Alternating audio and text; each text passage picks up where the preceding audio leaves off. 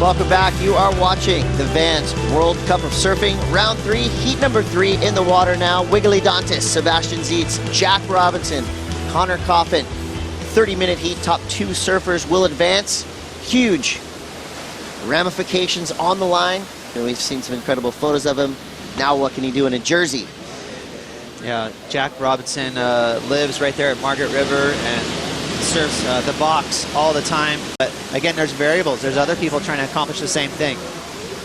Speaking of, here goes Jack Robinson. Nice big bottom turn straight up in the lip, gets hung up and manages to maintain control. Nice little airdrop to finish. So, as we expected, Jack Robinson unafraid. Massive Sunset Beach. Yeah, he attacked that section. Very aggressive maneuver. Nice little off the top there, right in front of that big old hook. Kind of got air coming out of that maneuver. So one turn, but it should be, you know, that'll impress the judges. Looked like Sebastian Zietz was having a paddle right there. It was a no-go. I would put Jack Robinson, you know, it's obviously early in his career, but kind of on a similar trajectory as John Florence. John grew up at Pipeline, Jack grew up at the box. They're both incredible barrel rattles at a young age. Yeah. And now you see the competition smarts coming into play, so watch out for this kid. Yeah, he is already beyond proven in heavy waves. I mean, he is in a league of his own. What he does at Chopu is got everyone talking. He is just, I don't know, he's unassuming too. As we see a great water shot there of that crazy maneuver, getting some air under those fins there, coming out of that, what was that, 10-foot free fall there at Sunset Beach. Talk about the support squad. You had out there one of the winningest surfers at Sunset Beach, our co-commentator, Pancho Sullivan. What was Pancho telling you? Yeah, he was just, you know, helped me like kind of get my mind to go on that first little one. And because normally I'd be like, oh, I want to go out and wait for a big set and get a big double up barrel. You know, you got to realize he is such a savvy competitor. Very, yeah. And that post-heat interview right there just illustrates exactly how smart he is about surfing heats. I like, well, here we go, Connor Coffin hacking. Connor Coffin with 2 big, powerful turns. Still carving through this inside section. A great start for Connor Coffin. That will be his first wave. A couple scores kind of trickling in. Wiggly Dantas with a 3.83. Jack Robinson, his first wave comes through at a 4.17. So we got about 10 minutes down in this 30-minute heat. Whoa, look at this set, Chris. Big old classic west bomb coming in. And let's look at what happened here. Connor, longer board, nice sweeping carve. This is a strong fella right here. This young man from California, you see how low he gets to his board? Kind of has his knees bent at all times. That really gives him that kind of nice power squat through those carves. That is, you know, right in his wheelhouse. He's a very kind of traditional surfer, a bit of a throwback, which is a great thing here at Sunset Beach. You know, I mentioned it earlier. I think a lot of times when guys are coming up through the QS and they find themselves in the top 10 towards the end of the year, there's question marks as to how they will do when they compare against guys like Fanning, Parko, Kelly Slater.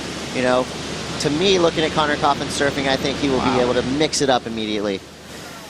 This is live action. Jack Robinson taking the high line, almost looking like he was going to try to hunt down a 2, but wisely pulling out. Well, to your point, I think Wiggly Dantas is a good example of one of those guys that once he made it on a championship tour, he flourished. He's going to be fun to watch out here. He's just so exciting. Talk about throwing caution in the wind. This is Connor Coffin. This will be his backup score. His first wave comes through at a 6.33. So a nice, sizable chunk of points right there. Connor Coffin, finding those quality waves is the key factor today. It's not really how good you surf multiple waves. It's all about how good you surf 2 waves. And of course, we will be closely watching Alex Ibero. He's sitting at number 8, so he's pretty safe at this point. But again, I mean, it ain't over till it's over. Vans World Cup of Surfing, the last chance for our QS competitors. Sebastian Zietz, straight up the lip, nice. Wow. Well, it started nice, ended in disaster. Seabass, not a real dangerous spot to fall, as the wave pretty much just died right after he fell. That was a cannonball.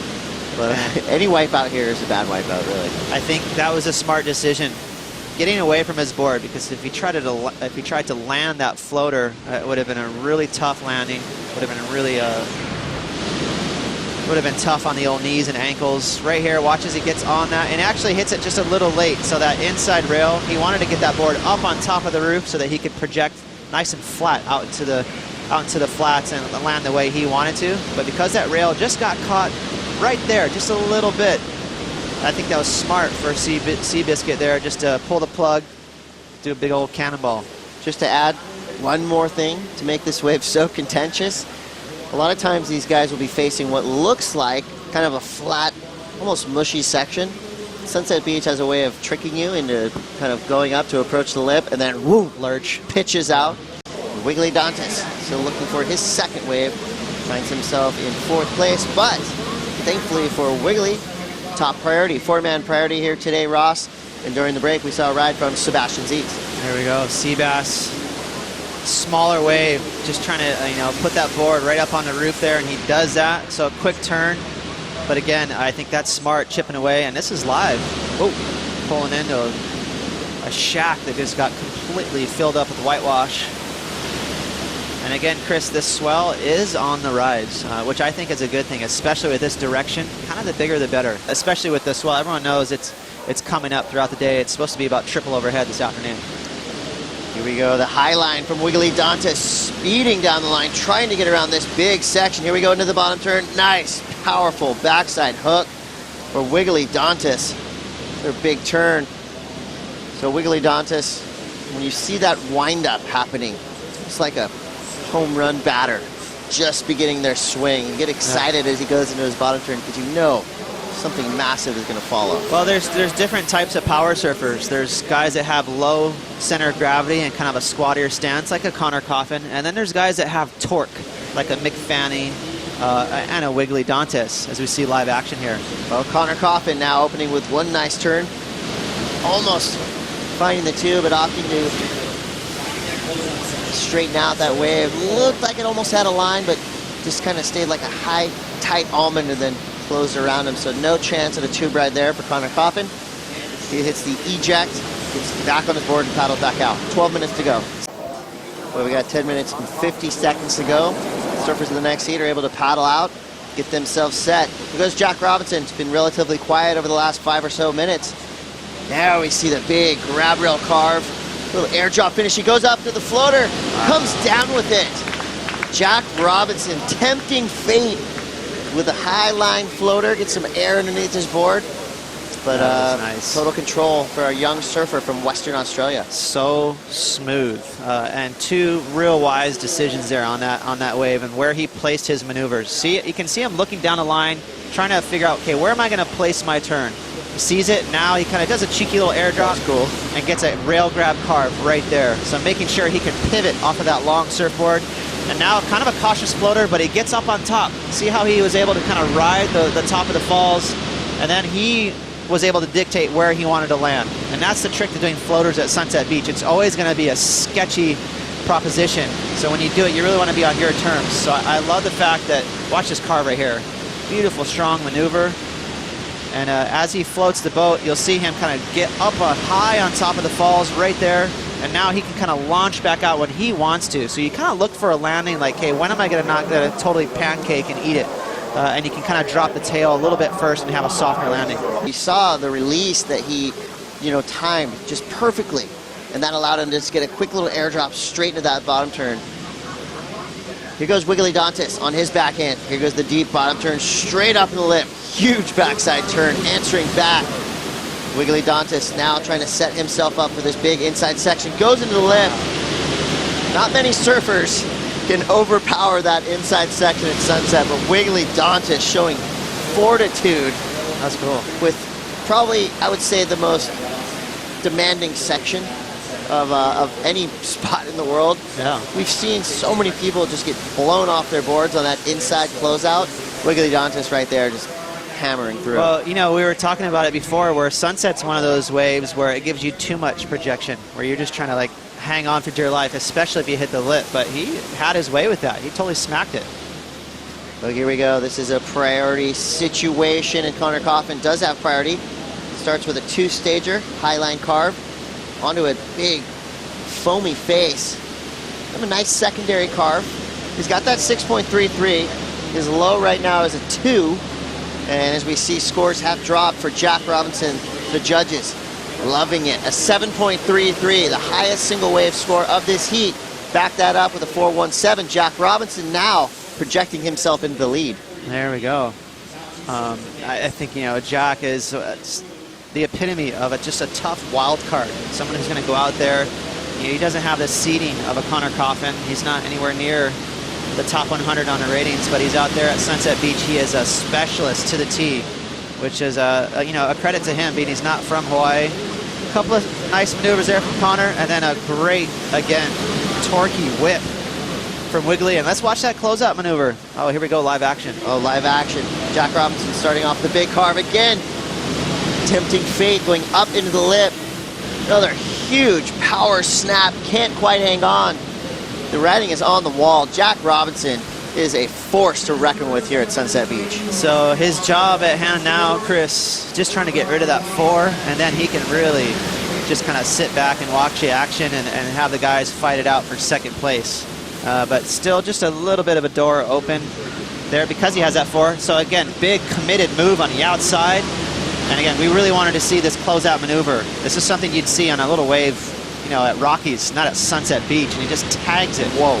I love how the timing, how he's able to kind of escape to get away from that lip before it really took care of him.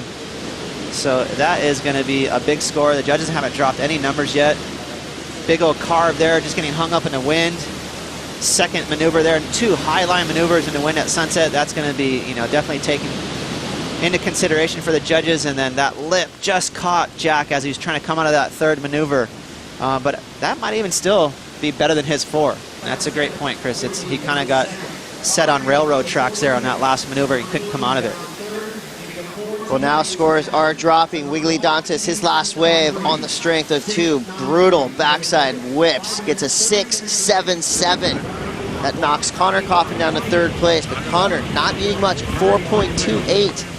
Connor Coffin has second priority. Sebastian Zietz sits out the back with first priority. 2 minutes and 45 seconds go. Having a paddle. It is Connor Coffin up late. Driving down the line. He's got to get onto the open face. He can't. Jumps off his board. Connor Coffin looked like he had a good read on that wave, but it just ran away from him. Now he finds himself with 2.5 to go. Looking out at Sebastian Zietz with a late drop, nearly getting guillotined, but he throws up the double shaka. He jumps off his board. Didn't look like he was angry right there, just more accepting. Seabass he's so good like that. He's just so resilient. I never see him flustered or angry or bitter. That could be the end of his heat right there with 2 minutes to go with all these waves coming in. And that could be the end of his QS campaign this year. But we got under 2 minutes to go now. Here's a look at those last 2 waves. This is a crazy drop for Sebastian Zietz. I love the fact that he had a dig because that wave looked like it had a lot of potential. Maybe even looked like he was going to squeak under the hood and get barreled, but he just got in a little too late. He couldn't get that momentum down the face, and as a result, he had the full air drop. It was cool he made it, but classic right there. Double shakas for Seabass. Classic heat. Well, Jack Robinson will maintain the lead. And Connor Coffin dodging 2 big bullets in Wiggly Dantas and Sebastian Zietz. Connor Coffin will advance